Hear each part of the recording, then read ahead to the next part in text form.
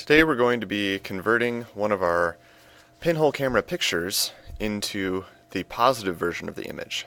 Because when you're using a pinhole camera, you actually are capturing a negative of what we actually see. So we can use Photoshop to flip it so we're actually seeing a positive image. First, open your image in Photoshop. You were to take a picture of your pinhole camera picture, and you'll most likely need to do a little bit of cropping so that way you don't have the edges looking so unusual. So drag the crop using unconstrained at the top here, and it's alright if you crop a little bit of your image off. Then just hit enter. Then the step is going to be pretty easy.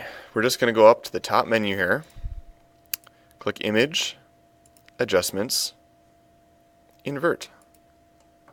This will create a positive version of our pinhole camera picture. Now, if your exposure was off a little bit, you can use levels or curves to make it look a little bit nicer.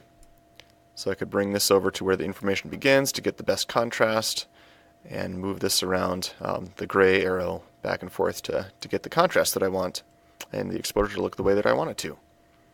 That's all I need to do. File save as JPEG and turn it in.